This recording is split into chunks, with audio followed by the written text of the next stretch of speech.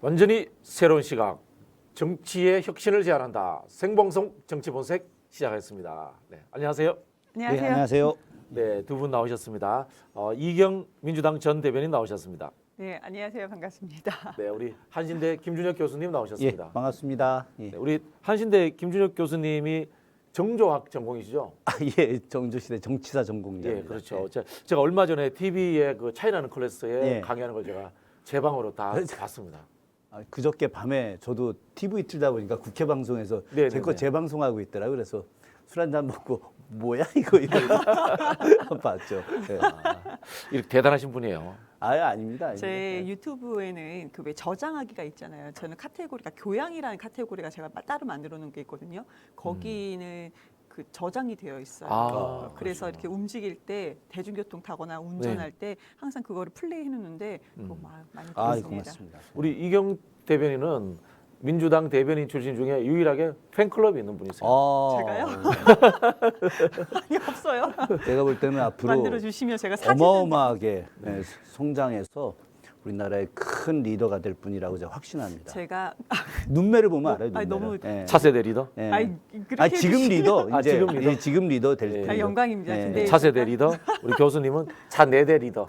뭐 예. 죄송합니다. 저 운전면허가 없습니다. 저는 운전면허가. 팬클럽에 회장님께 제 사진은 제가 직접 다 드릴 거예요. 자, 오늘 그 첫 번째 이야기는 우리 이경 대변인이 먼저 좀 풀어주셔야 될 것 같은데 네, 이재명 의원이죠 이제. 네. 이재명 의원이 당권 도전을 할까요 말까요? 제가 지난 주에는 네.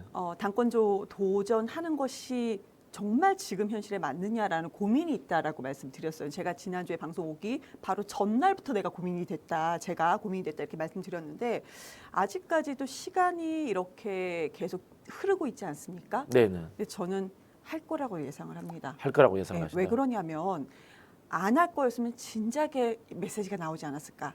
지난주에 고민이 있고 근데 지난주에 고민이 저 혼자만의 고민이 아니었어요. 이재명 의원을 당권 도전하기를 어떻게 보면 이제 하기를 긍정적으로 바라보는 분들이 많은 분들이 걱정 어린 그런 얘기가 나왔던 시점이 저는 지난주 제가 파악한 건 지난주부터가 좀 그 얘기가 많았었던 것으로 알고 있는데 그럼에도 불구하고 일주일이 지났는데 아직도 고민입니다. 그리고 직접 그 현장에서 기자들이 질문을 해요. 그런데 3명의 기자가 똑같은 질문을 합니다. 그런데 이재명 의원이 거기에 대해서 답변하지 않으셨어요. 인천 계양에서요. 그러면은 만약에 안 할 거였으면은 답변을 정확히 하지 않았을까. 근데 아직도 고민 중이니까 답변을 아직 못했다. 그러면은 도전에 더 중심이 실려 있지 않을까라는 것이 저의 추측입니다. 그렇습니까? 혹시 우리 교수님은 이재명 의원 전화 안 오셨어요? 전화 최근에는 안 오시고 예. 한 3주 전에는 왔었었는데 예. 예. 3주 전에는 뭐 출마한다 이야기는 안 하셨겠네요. 예, 그런 얘기는 안 하시고 저보고 열심히 좀 잘하라고 예, 뭐 그런 전화는 왔었고 저는 개인적으로는 출마할 거라고 판단을 합니다. 출마할 저도 거라고. 지난주에 우리 이경 대변인님하고 이제 여기서 이야기할 때 저도 사실 고민이 많다. 왜 그러냐면은 향후에 이제 대선 도전도 해야 하는데 네. 자칫 이번에 이제 당대표 출마를 했을 때 저는 뭐 당선될 거라고 생각을 하긴 합니다만은 그 이후에 이제 2년 뒤에 총선에서 공천권을 행사하는 과정에서 또 이제 뭐 공천이라고 하는 것이 아무리 정당하게 한다 하더라도 일종의 잡음이 있을 수 있다. 그렇게 됐을 때 오히려 반대 세력에 대한 집중 포화를 맞게 되고 오히려 대선 과정에서의 그것이 문제가 될 소지도 있기 때문에 차라리 가까운 다른 분, 뭐 우원식 의원이라든가 아니면 뭐 여러 분들이 당대표를 맡고 그러면서 함께 뭔가 역할을 한 이후에 대선 나가는 게 낫지 않겠느냐라는 생각을 좀 개인적으로는 했었습니다. 네, 이거는 네, 뭐 이재명 의원을 좀 위하는 뭐 생각으로서 한 것인데, 네, 저는 뭐 이 생각은 지금도 갖고 있긴 합니다만은 제가 최근에 생각하는 것은 지금 시점에서 이재명의 당대표 출마라고 하는 것이 어떤 한 개인이 당대표를 대고 뭐 최근에 언론에 보면은 뭐 그 대장동권이다 아니면 뭐 성남 뭐 수사와 관련돼서 피하기 위해서 그러는 거다 뭐 이런 그런 뭐 사실 잘못된 뉴스들이 나오곤 있습니다만 그런 게 아니라 지금 민주당이 상당히 지금 고통스럽잖아요. 예. 네, 국민들 보기에 그럼요. 좀 예. 부끄러운 일들이 많이 있었죠. 그렇기 때문에 이런 부분들을 갖다가 좀 해결하기 위해서는 저는 강력한 리더십을 갖고 있는 사람이 좀 필요하다. 네. 그런 측면에서 이재명의 당대표 출마라고 하는 것이 한 개인의 문제가 아니라 민주당을 살리기 위한 길일 수 있다. 어쨌든 당대표가 돼서 이것을 다 아우르고 강력하게 추진해 혁신을 할 수 있는 그런 리더십을 발휘함과 더불어서 지금까지 반대했던 세력들과 관련해서 포용하는 어떤 두 가지 모습을 보인다고 한다면 이재명의 어떤 당대표 출마의 어떤 정당성뿐만이 아니라 민주당이 새롭게 혁신을 나갈 수 있는 좋은 기반이 되지 않겠느냐. 그런 측면에서 이재명의 당대표 출마에 대해서 많은 당원들이 원하고 있지 않냐. 그것이 벌써 뭐 75% 이상 원하고 있는 것이 증명되고 있지 않습니까? 예, 저는 그렇게 봅니다. 예. 그러면 이제 이재명 의원이 출마를 하게 된다면은 현재 이제 친명 쪽 그쪽에서 반발이 심하겠죠. 그 당 갈등이 더 심해질 가능성도 있지 않을까요? 근데 저는요 지금 만약에 그럼 지금 민주당 내에는 갈등이 없나요? 지금도 심합니다. 그런데 우리는 지금 여당이 아니고 야당이거든요. 근데 야당에 지금 이래야 되는 건가? 지금 최근에 그러니까 주민 뭐 경제적으로 안정을 하겠다라고 정부가 발표한 그런 안에 보면은 부자 감세예요. 양도세, 법인세, 뭐 종부세는 당연히고 다 감세입니다. 뭐 주식 양도세도 당연히 뭐 100억 이하 주식을 뭐 이렇게 양도한다. 근데 어느 집안이 우리 일반적인 서민들 중에서 주식을 내가 100억 이하를 갖고 있는 이것을 자식한테 물려주고 상속세예요, 상속세. 그런 주식 상속세 같은 것도 다 이거 그 감면, 감세, 면세 이렇게 한다고 하는데 이런 상황에서 강한 야당이 필요합니다. 그런데 그러면 우리가 이재명 이제 의원이 당대표 출마를 하지 않았을 때 그럼 누군가 강한 야당으로서 당대표를 할 수 있는가 그거에 대한 고민이 이제 되는 것 같아요. 지난주에서 이제 일주일 동안 봤을 때 아주 정부에서는 그리고 또 그 국민의힘에서는 세게 밀어붙이고 있지 않습니까? 그러면 강한 야당의 지도자가 필요한 것인데 지금 나오시는 분들이 그런 분인가 거론되시는 분들이 이게 첫 번째인 거고요. 그리고 갈등은 아까 말씀드린 것처럼 갈등은 지금도 심하다. 차라리 누군가 빨리 나와서 정리하는 게 맞다라고. 힘으로 정리한다 이런 겁니까 그러면? 힘은 아니죠. 그러니까 우리가 왜 그러냐면 이곳을 힘으로 지금 집권하는 것이 아니지 않습니까? 투표를 합니다. 그리고 정성호 의원이 그런 말씀을 하셨어요. 근데 정성호 의원이라고 하면 이재명의 어떻게 보면 측근 의원 중에 첫 번째 의원이지 않습니까? 측근인데 그렇게 뭐 네. 유능한지 모르겠더라고요. 네, 제가. 맞아요. 그런데 뭐 어떤 얘기를 했냐면 지금 전당대회 룰을 바꾸지 않은 상태에서 이것을 이번에 전당대회가 치러져야 된다. 근데 저는 그럼 전당대회 룰을 바꾸지 않는다고 해서 이재명이 당대표가 되지 않느냐. 그렇게 생각하지 않습니다. 중앙위원회에서 어떻게 컷오프를 합니까? 그리고 대의원제도, 그러니까 대의원이 권리당원에 비해서 과표된다 한다 하더라도 저는 이재명 의원이 가지고 있는 표가 더 높지 않을까라고 지금 생각을 하는 것이고요. 그러면 이것은 힘으로 제압하는 것은 아닙니다. 당원들의 선택을 받아서 정리가 되는 것이죠. 그럼에도 불구하고 그 뒤에는 갈등이 더 있다. 그럼 이것은 당원들이 다시 한번 심판을 하지 않을까 저는 그런 생각이 드는 것이고 강한 야당을 위해서는 빨리 우리가 정리가 돼야 된다. 저는 그게 첫 번째라고 생각을 합니다. 그 이제 금방 이 정부와 여당이 추진하고 있는 부자 감세 이런 이야기를 하시면서 이재명 의원이 당대표가 되어야지 정책 투쟁이라든가 이런 투쟁이 강력하게 진행될 수 있다 이 말씀을 하셨는데요. 근데 그 제가 지난 대선 때 좀 겪어보니까 이 정책 부분에서는 탁월하신 것 같은데 정치적인 통합이라든가 그런 능수능란함은 좀 부족하다 뭐 이런 부분도 있더라고요. 뭐 예를 들자면 제가 그런 예를 들어보겠습니다. 지난 대선 때 민주당 의원 176석이 전부 다 제대로 대통령 선거를 뛰었는가? 라는 그런 비판이 있습니다. 그런데 의원 개개인에 대한 비판일 수도 있습니다만은 최종 리더인 이재명 후보죠. 그 당시에 이재명 후보가 개별 의원들이 뛸 수 있도록 어떤 모티브 제공하는 것에 있어서는 좀 모자라지 않느냐 이런 평가도 있거든요. 여기에 대해서는 우리가 어떻게 봐야 될까요? 결국 리더십의 이야기인 거죠. 제가 그 대선 전에 그 이재명 후보를 위해서 당시에 이재명에게 보낸 정조의 편지라는 책을 썼었어요. 예, 제가 그 책을 왜 쓰게 됐냐면 그 전에 리더라면 정조처럼이라는 책을 썼는데 이제 문재인 대통령 이제 추천 도서까지 선정이 됐었죠. 그러니까 리더가 갖춰야 될 이제 자질이라든가 이런 여러 가지 내용들. 그래서 그 안에서 제가 그 출마 선언문 제 사실은 그날 아침에 운동을 하고 있었어요. 운동을 하고 있다가 그 이제 유튜브로다가 출마 선언을 이제 듣게 됐고 그때 이제 충격을 받아서 그날부터 제가 이제 책을 쓰기 시작을 했죠. 뭔가 좀 마음에 안 드셨던 모양이죠? 아니 오히려 거꾸로 제 아내가 네. 나는 오늘부터 이재명을 지지하기로 했어. 딱 그 말 한마디를 집에 갔더니 딱 하더라고요. 아, 그럼 생각이 비슷한 점이 있으셔가지고 그때부터 그렇죠. 책을 쓰셨다는 말씀이네요. 근데 이제 제가 이재명 후보한테 좀 부족한 부분이 바로 이런 따스한 리더십 같은 거 네네네. 그게 좀 부족할 수 있겠다. 제가 성남시장 시절에 좀 유심히 지켜봤고 네. 또 사실은 뭐 또 제 대학 선배여서 또 그런 인연도 있기도 하고요.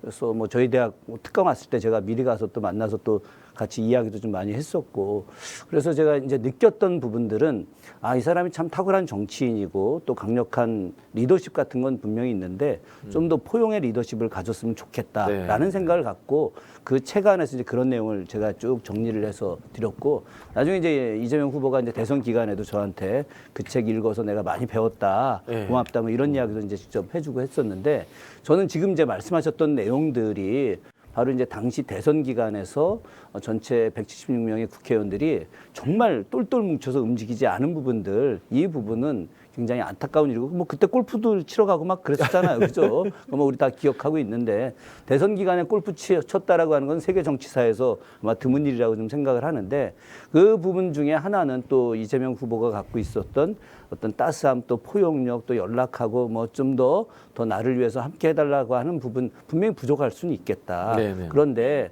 어떤 그런 부분들 때문에 당시에 전체 국회의원들이 역할을 하지 않았다라고 하는 건 상식적으로 말이 안 되는 이야기고 그럼에도 불구하고 본인들은 당과 나라를 위해서 열심히 했어야 되는 거라고 생각을 하고요. 저는 이번에 당대표가 됐을 때 늘 이제 부족한 부분들에 대해서 채우는 것들이 중요하고 그리고 저는 좀 그랬으면 좋겠어요. 당대표 한번 해봐라. 당대표 2년 동안 정말 제대로 잘했다. 그러면 이 사람 정말 더 나은 업그레이드된 대통령 후보다. 이렇게 인정할 수 있는 거고 당대표 2년 하는데 제대로 못해. 이거 뭐 더 개혁도 못하고 혁신도 못하고 국민들이 원하는 대로 못해. 당신 대선 후보 자격 없다. 그럼 당원들이 결정할 거예요. 그렇기 때문에 그것을 미리 예단하지 말자. 이런 생각을 합니다.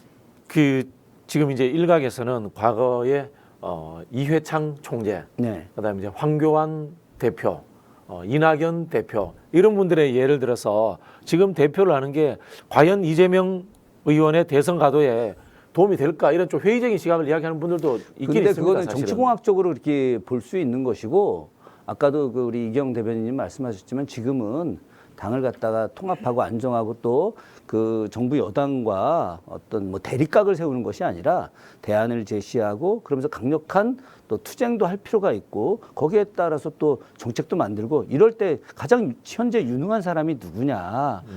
그럴 때 하는 의견들이지 이것이 무슨 뭐 이회창처럼 뭐 다시 당대표했다가 나와서 떨어지고 이런 개념으로 접근할 건 아니다. 시대가 달라졌잖아요, 지금. 우선은 우리 앵커님께서 이제 리더십 문제를 말씀해 주셨잖아요. 그래서 예시를 들어주신 것이 대선 때 국회의원들이 그만큼 적극적으로 내 선거처럼 되지 않았었다라는 부분인데 그것이 이재명의 리더십의 문제일까? 아니면 그 당시에 적극적으로 하지 않은 국회의원들의 문제였을까? 이거는 별도로 논외로 이거는 다시 한번 얘기를 해봐야 될 부분이라고 생각합니다.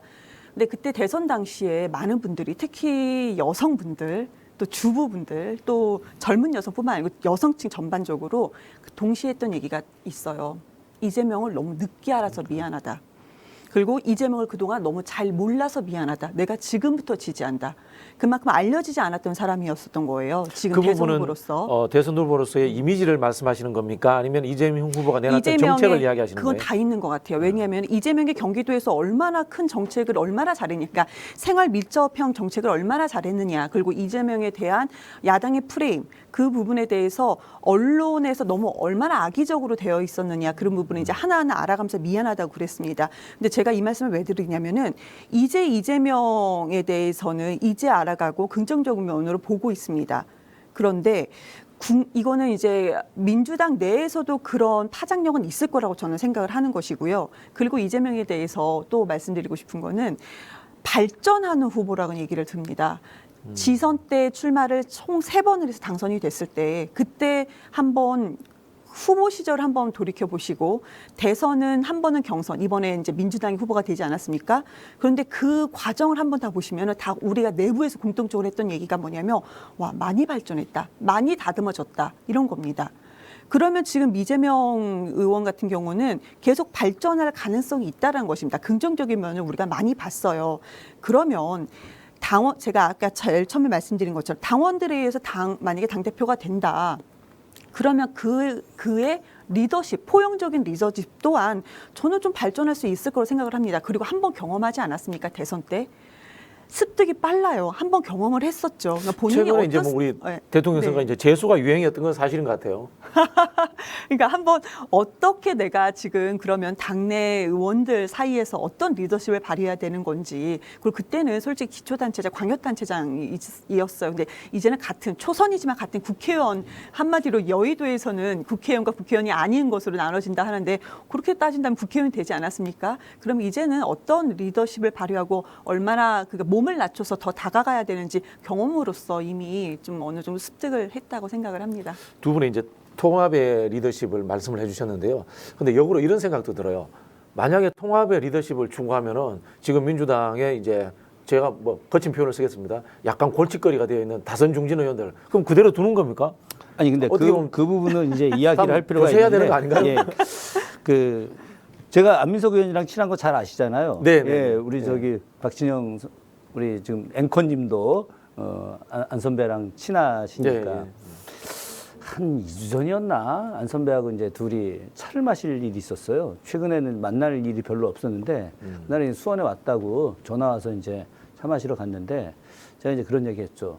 형 이번 당대표 선거 때 뭐 이재명 열심히 밀 거야? 내가 그랬더니 아 당연하지 열심히 해야지. 그래서 형 그러면은 이재명 후보가 그 저 삼선 연임 금지 이거 강하게 할 텐데 그럼 형 다음에 출마 못 할 텐데 그래도 밀 거야 그랬더니 아휴 뭐 그건 그거고 이재명 밀어야지 그러면서 하는 이야기가 이재명 그 인간이 아마 당대표 되고 나서 다음 총선 때 정성화하고 나를 제일 먼저 자를 거야 그런 얘기를 하는 거예요. 그러면서 하는 이야기가 그 인간은 원칙적인 인간이어가지고 그래서 그렇게 정성화하고 나를 출마 못하게 해야지 그래야지 삼선들 이상이 출마 못하게 하는 것이 이제 더 안정되게 갈 거야. 그래서 본인이 뭐 희생양 되겠다고 또 뭐 그렇게 얘기를 하더라고요. 그래서 제가 이제 그런 얘기 했죠. 형 진짜 많이 나아졌어. 뭐 이러면서 형 훌륭한 자세야. 형 이번에 좀 희생을 좀 해야 돼. 이제 제가 이제 그런 이야기 했는데 저는 이게 되게 중요하다고 봐요. 그 통합이라고 하는 것이 또 통합의 리더십이라고 하는 것이 원칙론을 어겨서 통합의 리더십은 없다. 네. 그러니까 기본적으로 원칙을 갖고 하게 됐을 때 그 원칙에 대해서 자연스럽게 따라갈 거다. 우리가 이제 지난번 대선 때 제가 이제 어제도 그 더불어민주당 그 대선 지선 평가 제가 발제를 좀 했는데 그 중에 하나가 지난 패인 중에 하나가 이제 약속을 지키지 않는 민주당 이런 이미지가 굉장히 강했다. 네, 그래서 우리가 이제 서울시장 선거, 부산시장 선거, 보궐선거에 이제 막 당원 투표 막 하면서 막 후보 내보냈는데 이것이 상당히 이미지가 안 좋았잖아요. 그래서 지난번 대선 때 이재명 후보가 이제 대선 후보로서의 어떤 당에 대한 권한을 가지면서 문제됐던 지역의 보궐선거에 내보내지 않았잖아요. 예. 이런 것은 거꾸로 약속을 지키는 원칙의 어떤 정당이라고 하는 이미지를 다시 심어주는 것들이거든요. 그런 측면에서 이재명 후보의 이번 만약 당대표가 됐을 때 어떤 원칙을 가지고 하는 이런 것들 때문에 저는 자연스럽게 그것이 끌어져 나가는 통합의 리더십으로까지 연결될 것이다. 이렇게 좀 생각을 합니다. 다선 중진 의원들이 그러면 어떻게 할 것이냐라는 질문을 하셨잖아요. 자 그럼 예스 노부터 이야기해 주시죠. 자 3선 이상 동일 지역구 그만해야 한다. 저는 무조건 예스. 예스. 우리 교수님은 저는 제가 혁신위원으로 그걸 만든 장본이니까 그렇습니까? 예스죠. 예.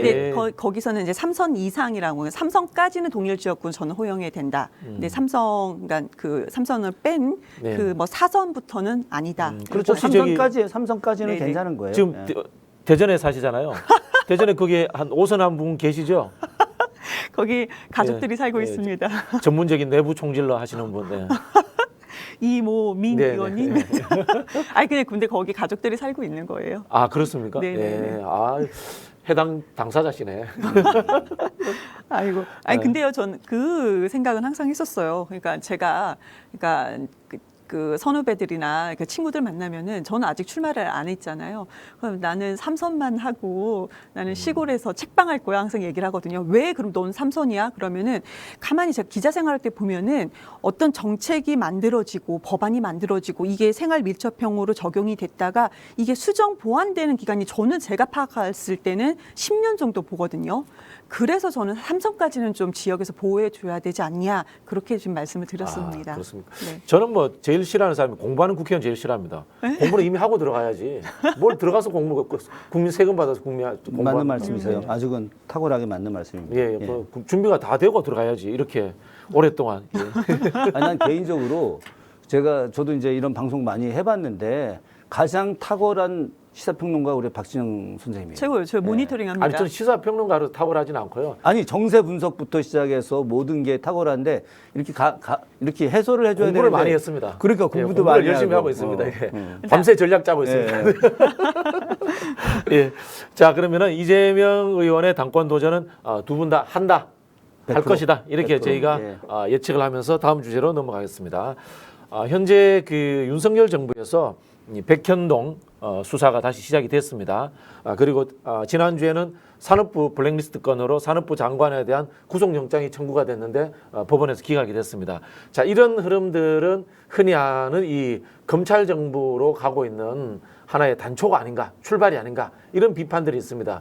과연 이 검찰 수사에 최종 칼 끝은 누구를 겨냥하고 있는 것 같습니까? 저는 뭐 두 사람이라고 생각을 하죠. 네. 문재인 전 대통령, 아. 예, 그리고 또 하나는 이재명 민주당 의원, 예, 이 두 사람을 겨냥하고 있는 거다. 그런 지금 조짐이 상당히 많이 보이지 않습니까? 제가 하여튼 저희 선배님 중에 지난번 그 대선 인수위에 들어간 분이 있었어요.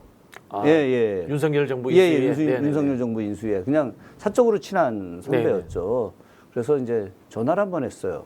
형, 이거 지금 뭐 이재명 잡으려고 지금 이러는 거야? 뭐 이제 열받아갖고 이제 전화를 했더니 그 경찰이 좀 오바를 하고 있다는 거야. 뭐 네. 이러면서 원래 자기네 판단은 이재명을 식물인간으로 만드는 거다. 식물인간으로 만드는 예. 거다. 그래서 구속은 시키지 않지만 뭐 식물인간으로 만드는 뭐 이런 전략이 있다. 뭐 이제 이랬는데 지금 뭐 그 경기남부청이 네. 좀 뭐 오바를 하고 뭐 이제 이런 이야기를 이제 하더라고요. 그러나 그건 뭐 그분이 무슨 뭐 그 인수위에서 뭐 비중 있는 사람도 아니고 인수위 뭐 실무자였기 때문에 뭐 그 부분에 대해서 그것이 정확하게 팩트다 이렇게 말씀드릴 수는 없는 거고 그냥 어떤 개인의 사견 정도로 저는 생각을 했죠. 그런데 제가 최근에 이렇게 보니까 식물인간의 수준을 넘어서 반드시 구속시키려고 하는 그런 의도들이 사실은 좀 보이는 것들이고 이런 것들이 지금 이제 대장동 건을 막 뒤져도 이게 안 나오잖아요. 그러다 보니까 이제 백현동 건으로 가는 거고 성남 FC 관련해서도 어제 성남 FC에서 또 이야기 공개적으로 했지 않습니까? 말도 안 되는 스포츠를 정치에 이용하지 마라라고 했는데 털다가 이제 백현동으로 넘어갔는데 거기도 제가 자세히 좀 조사를 해봤어요. 네네. 조사했는데 나올 수 있는 게 전혀 없어요. 네. 예, 그렇기 때문에 저는 계속해서 지금 모욕 주기 이러면서 당분간은 큰 틀에서는 구속으로 잡고 있지만은 저는 이재명 후보를 갖다 당대표 흔들기 뭐 이런 것으로 나가고 문재인 대통령과 관련해서는 어떤 방식이든지 포토라인 세우고 그리고 이제 구속까지도 생각하지 않을까 그런 생각을 해봅니다. 지금 그럼 문재인 대통령 이야기는 자연스럽게 저희가 공무원 월북 사건 네, 그 건에 대한 이 재수사로 이어질 수 있겠네요. 그러면 그것도 가능하겠지만은 그런데 지금 이제 그 산업부 관련돼서 이제 기각은 됐지만 이것이 기각됐다 하더라도 지금 뭐 2차, 3차 계속해서 넣고 그리고 나서 그것이 사실은 장관에 의한 것이 아니라 대통령에 의해서 이루어진 것이다. 거기에 더해서 제가 뭐 아직 확인된 거는 아니지만 검찰이 충분히 가능성이 높은 것이 뭐냐? 바로 이제 울산시장 선거 관련된 내용들, 그 관련해서 그때 계속 이제 야당 쪽에서 흘린 것이 당시 야당이었죠. 흘린 것이 이제 문재인 대통령 이름이 그 무려 뭐 80번 가까이 나왔다 조사에서. 그렇기 때문에 그것이 문재인 대통령의 어떤 지시에 의해서 이루어진 직권남용이다. 이제 이런 걸 가지고서 뭔가 그 압력을 가하려고 하는 그런 의도들이 있다라고. 근데 이제 굉장히 많은 소문들이 좀 있었지 않습니까? 저는 아마도 요건이 지나고 나서 그 건으로 이렇게 검찰이 좀 더 강하게 나가서 굉장한 그 야당 쪽에 압박을 가하지 않을까 하는 생각을 해봅니다. 저는요, 솔직히 문재인 대통령을 아니면 이재명 의원을 딱 지명한 거라고 생각하지 않아요. 지금 돌아가는 걸 전반적으로 보면 아예 민주당에서 대선 후보 그리고 지지율이 높은 사람, 문재인 대통령 지지율이 아직도 윤석열 현직 대통령보다 높습니다. 그러니까 민주당이 아예 싹을 잘라버리려는 그런 시도는 아닌가라는 생각이 들어요. 검찰 다 장악했죠. 이제 경찰 장악하는 거 아니겠습니까? 뭐 경찰국을 만든다고 하고 이미 다 만든다고 이제 발표도 했었고. 근데 1991년에 왜 우리가 그 치안본부로 있었을 때 많은 사건들이 있었던 것이고 이미 그걸 폐지가 됐고 그 이후에도 시도는 했었습니다. 그러니까 군사정권 시절에. 그런데도 안 됐어요. 근데 지금 이것을 만들고 있습니다. 왜? 경찰을 다 장악해야 되니까. 그러니까 권력을 다 장악해서 본인들만의 그 정치를, 그러니까 권력 집권을 하겠다라는 걸로 보여져요. 그럼 민주당에서 가만히 보면 현재는 문재인과 이재명이 지지율 제일 높습니다. 그러니까 이 사람들을 죽이려고 하는 것이다. 근데 만약에 차후에 나중에라도 다른 뭔가 후보군이 더 있을 수도 있지 않겠습니까? 뭐 이재명만큼 지지를 받는 누군가가 혹시라도 나온다면 그때는 또 그 사람이 또 대상이 될 거라고 저는 생각을 합니다. 그래서 지금 말도 안 되는 수사로 계속 얘기를 하고 있는데 이미 뭐 경찰, 검찰 다 장악한 다음이니까요. 그래서 이 부분을 계속 진행을 할 거로 보여집니다. 그런데 우리 국민의 그 정치를 정치 고관여층 국민들도 상당히 많고요. 예전처럼 미디어가 국가에서 이 미디어를 장악할 수 있는 상황도 아닌 거고 개인 미디어도 상당히 많고 우리처럼 이런 방송도 상당히 많기 때문에 그런 부분에 대해서는 상당히 위험한 시도다. 그럼에도 불구하고 그들은 지금 그걸 시도를 하고 있다. 저는 그렇게 보여집니다. 지금 우리 이경 대변인 말씀을 들어보면요, 이게 윤석열 대통령의 검경을 통한 이 수사라는 게 어떤 뭐 복수심이라든가 단순한 적대감이 아니라 야당의 씨를 말리려고 하는 게 아니냐, 뭐 그 정도로 강하게 지금 이야기하시는 저는 그렇게 보여져요. 왜냐하면 또 이번에 공공기관 청사 다 매각해야 된다 이런 식으로 얘기하지 않았습니까? 그러면서 본인 청와대, 그러니까 본인의 대통령 집무실에 대해서 1조 1,000억 원이 들 예상이 든대요. 이것도 최소한을 잡았을 때 1조 1,000억 원이에요. 그리고 그 전에 서울중앙지검 그 최규모 검찰청 만든다 했을 때 그때 언론에서 나왔던 것이 그러니까 별관을 증축을 하는 건데 770억 원인가요? 774억 원 이렇게 는다고 합니다. 그 기사가 얼마 전에 나왔어요. 본인들은 그렇게 검찰 조직과 본인이 그 있어야 되는 그 집무실에 대해서는 이런 국민의 세금을 얻으면서 공공기관은 청사를 매각한다. 이것이 정말로 그러면은 어려운 국민들을 위해서 이 청사를 매각하는 돈을 어떻게 사용할 것인가 그런 계획은 없습니다. 이것은요 공공기관도 민영화로 가기 시작하는 첫 번째 단계로 지금 먼저 운을 띄우는 것은 아닌가 저는 그런 우려도 지금 되어 굉장히 있습니다. 잘 판단하신 거예요. 공공기관 청사 매각이라고 하는 것이 그럼 청사 매각하잖아. 또 딴 데 또 이사 가야 되잖아요.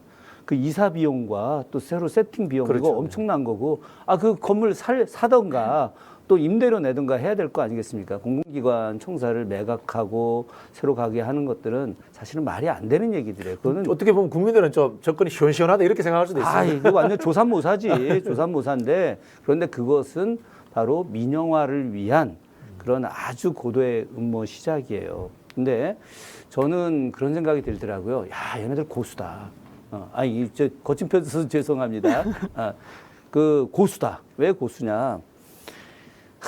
국민들 입장에서 볼 때 그리고 또 진보 진영 사람들 볼 때 자괴감 느끼는 사건이 한동훈 법무부 장관이 그저께 그 인혁당 사건과 관련해서 이창복 전 정유연합 의장님 그 세금 그 이제 옛날에 저기 원주에서 국회의원 하신 이창복 9억 원 9억 원이 이게 이제 돈을 받아야 되는데 세금 계산이 좀 잘못되고 뭐 이런저런 과정들이 있어서 이분이 인혁당 사건으로 인해서 엄청 고난을 치렀는데 어떤 국가가 이제 배상금을 했는데 배상금 9억을 갖다 다시 이제 토해내야 되는 그런 상황이 된 거예요. 말도 안 되는 일들이 생긴 거죠. 그런데 이게 문재인 정부에서 이거 하나 해결을 못 했거든. 그랬는데 한동훈 딱 아주 간단하게 진영과 관계없다. 이건 억울한 일이니까 이거는 해결해야 된다. 그래서 그 부분을 갖다가 말끔하게 처리해 줬거든요. 그래서 이제 일각에서 윤석열 정부의 행태가 좀 쾌도난마처럼 시원함이 있다 이런 이야기를 하는 분들이 있어요. 그러니까 효능감이 있다 예, 이런 이야기를 합니다. 네. 제가 이야기하는 게 바로 그거예요. 그렇기 때문에 이런 쾌도난마의 어떤 모습들이 이게 민주당을 지지하는 사람들 입장에서는 굉장히 불편한 거예요. 왜? 쟤네들이 계속 좀 저 헛발질을 계속 해야 되는데 또 이런 부분들은 또 아닌 게 또 있고 그러다 보니까 이 친구들이 하는 그런 조금 전에 우리가 이야기했던 뭐 그 경찰을 갖다가 완전히 장악해서 자기네들 검찰을 완전히 장악해서 하는 이런 부분들이 혹시라도 야 이것이 오히려 쟤네들이 국민들을 위한 것으로 하는 부분들도 있을 수 있겠다라고 하는 이런 잘못된 생각을 갖게 할 수도 있다라고 하는 거죠. 저는 그 청사 말씀 짧게 말씀 좀 드리면은 절대 속아서는 안 된다 말씀드리고 싶어요. 그러니까 말씀 주신 것처럼 야 이거 시원시원한데 근데 전혀 청사 매각을 위해서 뭐 서민을 위해서 쓰겠다 이건 정말 시원시원한 게 아니다. 우리가 속고 있는 것이다. 자 보세요. 언론에 보면 뭐라고 보도를 하냐면 언론에서 자 청사를 보면 수영장도 있고 직원에 비해서 공간이 너무나도 넓다 이렇게 해요. 아 그거 매각할 필요 있습니까? 그럼 줄여라. 수영장 그럼 그 지역 국민들한테 시민들한테 그러면 개방해라. 이것도 정말 좋은 방법 아니겠습니까? 새로 이전하지 않고 본인들이 줄이면 되잖아요. 아주 뻔한 방법이 이렇게 있어요. 시민들한테 그럼 아주 저렴하게 청결하면서도 저렴하게 사용할 수 있게끔 할 수 있지 않겠습니까? 그 좋은 공간을. 근데 그것을 굳이 매각을 하겠다. 저는 여기에 절대 속아서는 안 된다라는 것이고요. 그리고 경찰국을 만든다 할 때도 그들의 논리는 뭐냐면 야 경찰이 지금 수사권 전부 다 장악하고 있어가지고 경찰이 너무 비대화된다. 그래서 경찰국을 만들어서 정부가 이것을 좀 조율해야 된다. 이런 건데요. 자 보십시오. 경찰이 정말 비대해져서 그럼 견제 기구가 전혀 없느냐? 아닙니다. 우리 국가수사본부 있잖아요. 국가수사본부가 수사할 때 경찰청의 지휘 감독을 받습니까? 전혀 받지 않습니다. 그리고 우리는 또 지방 그 자치경찰 제도라는 게 있어요. 이 자치경찰 제도가 우리가 2021년 작년에 만들어져서 시행이 돼서 이렇게 시행이 되고 있는 것인데 그러면은 정말 그렇게 경찰이 비대해지는 것이 우려된다 한다면 그 지방경찰, 자치경찰 제도를 더 강화시키는 방법도 있지 않겠습니까? 이런 것들이 다 있는데 아주 뻔한 것들이 있는데 이것을 말도 안 되게끔 계속 지금 국민을 속이고 있다. 그러면서 본인들이 집권을 그러니까 장기 집권으로 오히려 지금 그 플랜을 짜가고 있는 것은 아닌가 저는 그렇게 생각이 듭니다. 그 경기도 이번 경기남부청이 수사하고 있잖아요, 그죠? 하루 만에 한 600여 곳을 동시 수색을 했어요. 아 유능하네요 경찰이. 예. 근데 이게 검찰에서는 하루에 600여 곳 동시 수색 불가능하죠. 네. 왜? 경찰은 인력이 많으니까. 있으니까. 동시에 다 한단 말이죠. 저는 앞으로 그 윤석열 정부가 검찰이 이미 자기네들 한 편이니까 경찰을 완전히 예속시켜서 모든 것마다 경찰이 갖고 있는 전 인력을 풀가동할 거다. 그래서 이제는 완전히 야경국가 된다. 야경국가. 네, 경찰 국가가 된다. 예. 네. 그렇기 때문에 이 부분을 이제 국민들이 지금부터 이 야경국가 돼서는 안 된다. 거의 이거는 제가 볼 때 그 일제강점기에 조선총독부가 무단 통치하지 않았습니까? 그죠? 네. 거의 지금 그때 당시에 무단 통치의 재편 같은 그런 모습으로 다가갈 수 있다. 그러면은 지금 이 행안부에 경찰국을 신설하는 문제에 있어서 이게 이제 정부 조직법이라든가 그쪽에 해당되지 않는가요? 국회에서 어떻게 조치할 수 있는 방법이 없는가요? 아니면 이게 시행령으로 끝나는 건가요? 이거는 사실은 국회가 반대를 하면 못하게 할 수 있는 겁니다. 네. 이거 지금 그 법적인 문제가 네. 될 수 없고요. 아까도 이경 대변인 말씀하셨지만 1991년에 치안본부에서 경찰청으로 분리가 됐고 인사라든가 모든 부분이 독자적인 기관이에요. 근데 이걸 갖다가 당시 지금 이제 그 행안부에서 경찰국을 통해서 통제한다. 그 어제 치안감 인사에서도 이미 발령을 다 냈는데 갑자기 뒤집어 버리고 2시간 만에요. 인사 내고 이게 있을 수 있는 일들이 아닌 거죠. 우리 시청자 여러분, 저 1987 영화 상상하시면 됩니다. 거기에 우현, 영화 배우 우현이 맡은 역할이 치안본부장입니다.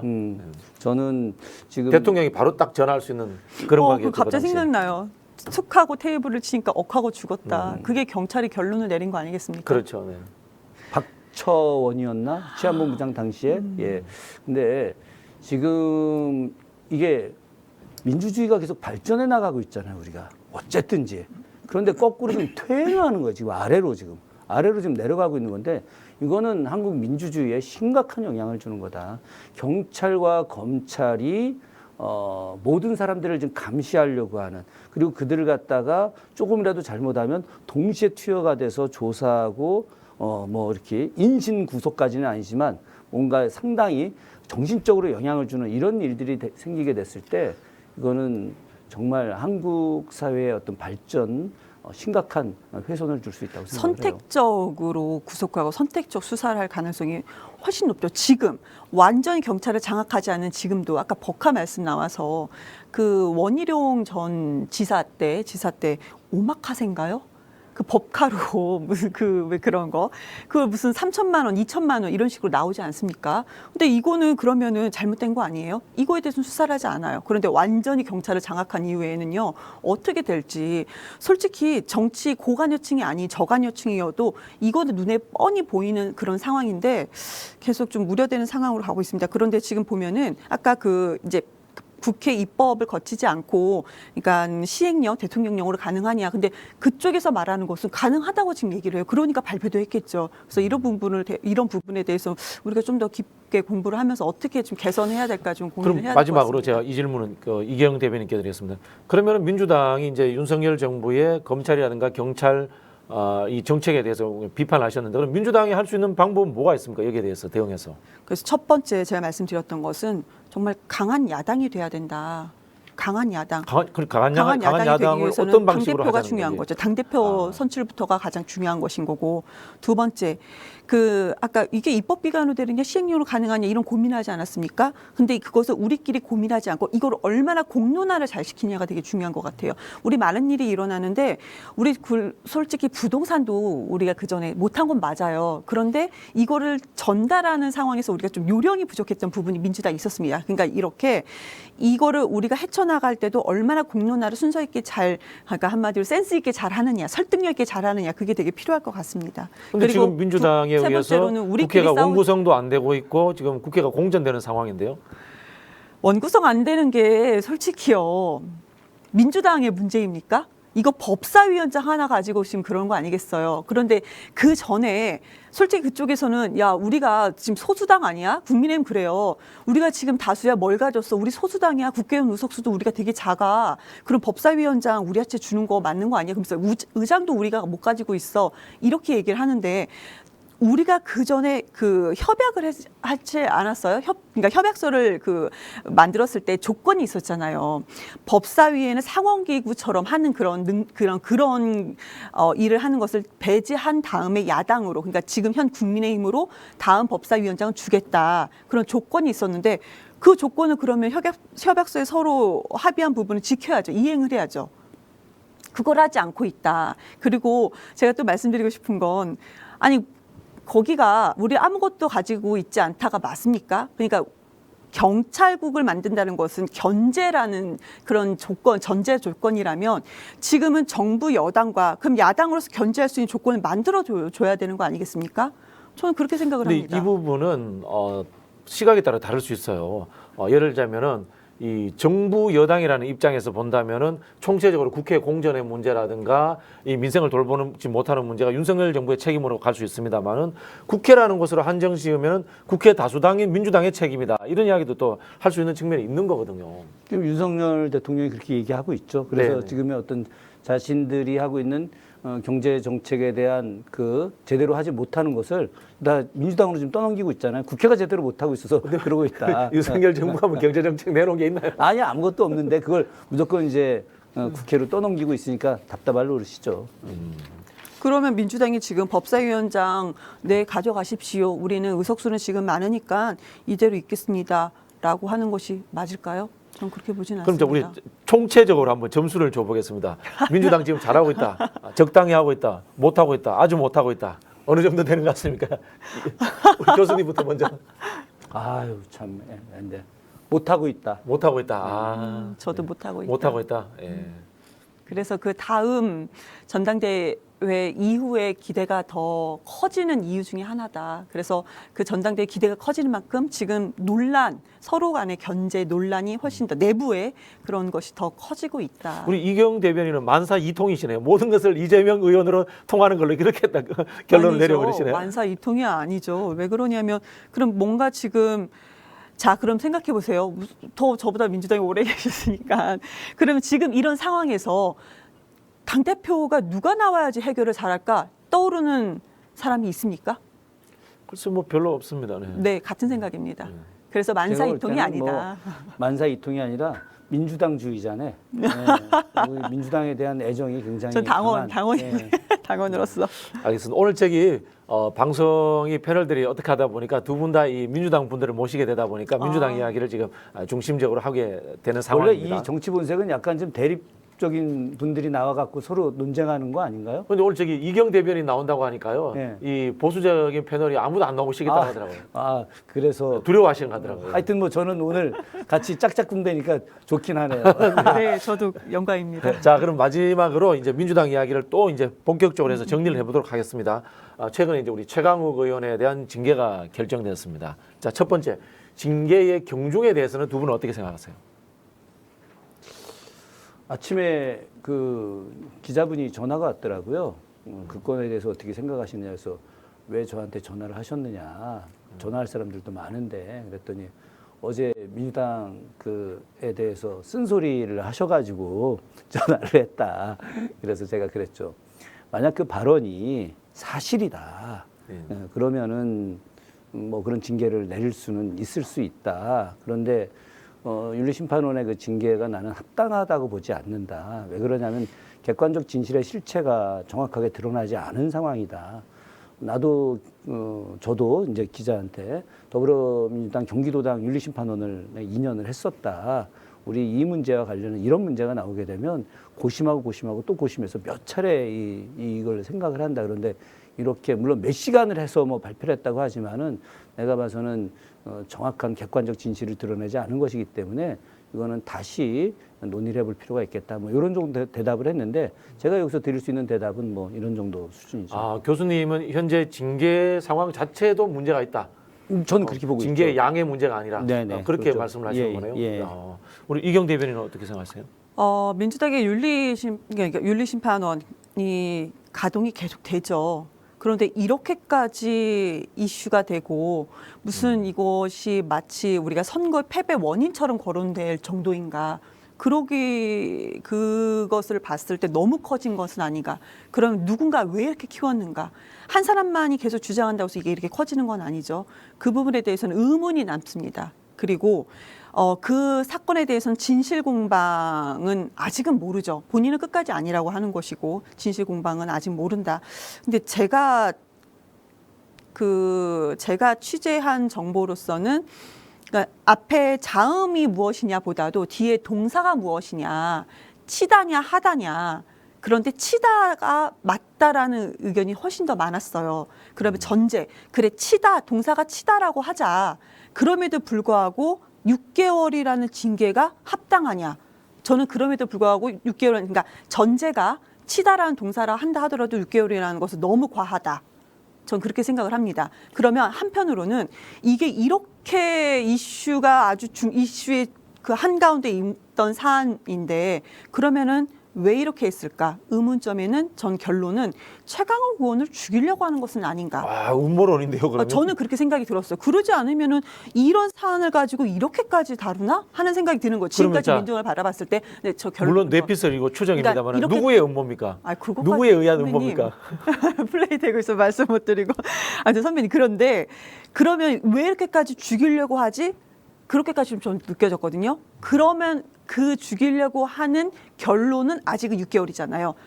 그러면 그나마 다행이다. 제가 어제 이거 때문에 욕을 엄청 먹었어요. 막 수박이란 소리도 듣고. 그럼에도 불구하고 저는 생각은 한결같아요. 죽이려고 작정하고 달려들었거든요. 분명히. 그런데 죽지 않고 6개월이야. 그러니까 이번에 최고위원의 도전, 당대표라든지 이번에 전당대회 도전은 못하지만 그래도 의원직이 남아있고 나중에 총선에는 아직까지는 좀 그래도 그 가능성이 있지 않느냐. 아유, 긍정적인. 그건 아니에요. 저도 자, 정치권 생활하면서 제가 이 정도면 이야기- 엄청난 예, 중징계예요. 이거는 정치 계속하기 쉽지 않아요. 이 자, 정도 중징계면. 이게 6개월 징계라고 하는 것은 기본적으로 최강욱 의원의 정치 인생을 종치게 만든 뭐그 거죠. 정도 되는 겁니다. 뭐 단순하게 이번 최고위원 뿐만이 아니라 저는 뭐 그 언론상에 이제 그런 얘기도 했어요.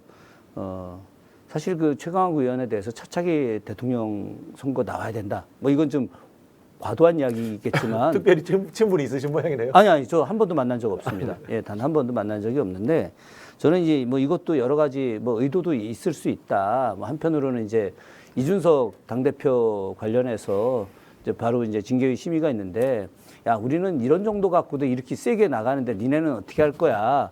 뭐 이런 것도 있을 수 있다고 좀 생각을 하고요.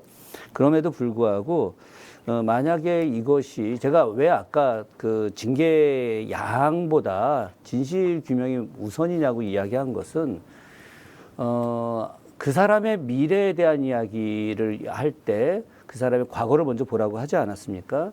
최강욱 의원이 지금까지 살아왔던 삶이 있는데 그 사람이 뭐 도덕적으로 문제가 있거나 아니면 어떤 그 여성들의 어떤 인권에 대해서 비하하는 행동을 했거나 이런 것들이 전혀 없었거든요. 이분이 어쨌든 그 법조인 출신으로서 뭔가 민주주의에 대한 기여의 역할을 하려고 노력을 해왔던 사람이고 지금도 계속 개혁과 혁신에 대한 역할을 하려고 노력하는 사람인데 이 사람이 지금까지 살아왔던 삶을 아주 단순한 언어일 수도 있고 아니면 심각한 언어일 수도 있지만 이것을 정말 객관적으로 진실을 규명하지 않고 이렇게 한 인간의 정치 생명을 끊어버린다라고 하는 것은 이거는 민주당의 소중한 자산을 잃어버리는 것뿐만이 아니라 한 사람의 생명을 끊는 일이기 때문에 이거부터 먼저 하자. 전 그렇게 생각하는 제가 거예요. 6개월 되게 심각한 건 제가 아까 말씀드린 것처럼 이게 너무 크다라고 말씀을 이미 드렸는데 그나마 다행이라고 개인적인 생각이 들었던 것은 저는 솔직히 의원직 상실까지도 얘기를 들은 바가 있어요. 그렇기 때문에 그나마 다행이다. 그리고 저는 이게 또 왜 6개월이 나오냐 진실 말씀 주셨는데 이거는요. 솔직히 정말로 그게 아까 전제 그렇다 친다 하더라도 이렇게 6개월 정도 나온 거에 대해서 이유가 세 가지가 있었는데요. 두 번째가 뭐였냐면 피해자의 심적 고통이 매우 크다예요. 자 보세요. 저가 여성입니다. 그러면 또 그 화상회의를 하는데 제가 이제 저는 보좌진으로 제가 들어가 있어요. 그런데 의원끼리 그런 남성 의원끼리 그런 얘기를 주고받았다고 칩시다. 그러면 제가 내가 너무 심적 고통이 커. 이 정도 건이 절대 아니에요. 많은 여성들이 동일하게 다 얘기를 해요. 그냥 그때 당시에 만약에 진짜라고 전제한다 하더라도 기분이 좋지는 않죠. 회의 때. 그렇지만 내가 너무 심적 고통이 커서 저 사람을 이렇게 제명할 정도로 해야 돼라고 할 건이 절대 아니라는 거죠. 그런데 이게 이렇게 큰 건이 아닌데 이렇게 크게까지 만든 거에 대해서는 왜 이러지? 왜 이랬을까? 그 부분은 저는 이렇게 좀 설명할 수 있을 것 같아요. 박지원 전 비대위원장이 계속해서 지금 글을 올리고 있지 않습니까? 오늘 아침에도 또 이제 글을 또 올렸고 최강욱 의원에 대해서 또 이제 비난하는 글을 또 올렸는데 저는 박지원 비대위원장이 처음에 의도는 뭐 그 여성의 어떤 인권, 보좌관의 인권 뭐 그러면 그런 걸로 이제 비춰지는 모습으로 보였지만 이분이 철험회를 해체해야 된다 이렇게 이야기했잖아요, 그죠? 이거는 그런 이야기도 있는가요? 네. 그럼요. 예. 그렇기 때문에 이거는 굉장히 정치적인 거예요. 그러면 박지원 비대위원장이 왜 여성 보좌관의 어떤 인권, 2차 가해 뭐 이런 이야기를 하면서 그래서 최강욱 의원에 대한 징계를 줘야 된다 막 이야기를 하는데 왜 철험회를 해체해야 되느냐. 철험회가 무슨 뭐 개파도 아니고 뭐 아주 그들만의 어떤 특별한 정치 집단도 아니고 초선 의원들이 만든 공부 모임인데 철험회를 해체해야 된다? 왜 철험회가 좀 더 개혁적으로 나가려고 하니까 그러면 박지원 비대위원장이 민주당의 비대위원장을 하긴 했지만 민주당 전체를 속속들이 아는 것도 아닌데 이건 철험회를 해체해야 된다라고 하는 것은 일반적인 평당원들이 들어서도 뭔가 뒤에 어떤 세력들이 박지원 비대위원장을 추동이고 있는 것이 아닌가. 그렇지 않고 박지원 비대위원장이 혼자서 그렇게 했다. 그래 충분히 그럴 수 있어. 그럼에도 불구하고 그것은 저는 이것은 의도가 된 거다. 단순한 인권의 어떤 문제로 접근하는 것은 아니다. 박지원 전 비대위원장의 파워가 그렇게 세진 않아요. 그런데 왜 이렇게 파워가 센 것처럼 보여지느냐. 그러면 그들과 서로 이용하는 누군가가 있지 않을까라는 생각이 드는 것인 거고요. 그리고 뭐 철험을 해체해야 된다라고 얘기를 하면서 또 검수완박의 패배, 우리 선거 지선 패배의 원인이라고 했어요. 논리가 전혀 맞지 않아요. 그냥 본인이 하고 싶은 얘기만 하는 것이거든요. 그래서 왜 이런 얘기가 나왔는지를 저는 지금부터 리스트를 한번 다 취합해 볼 생각입니다. 네, 알겠습니다. 이 위기의 민주당에 대해서 저희가 이야기를 해봤습니다만은 음모론도 나오고요. 당장은 해결점이 제가 보기에는 없는 것 같습니다. 시청자 여러분, 그 새는 좌우의 날개로 난다라고 이야기를 하고 있습니다. 윤석열 정부뿐만이 아니고 국가의 발전과 국정의 안정적인 운영을 위해서는 야당인 민주당도 혁신하고 새롭게 태어날 필요가 있다. 이 말씀 드리면서 오늘 마치도록 하겠습니다. 두 분 감사합니다. 예, 고맙습니다. 네, 감사합니다.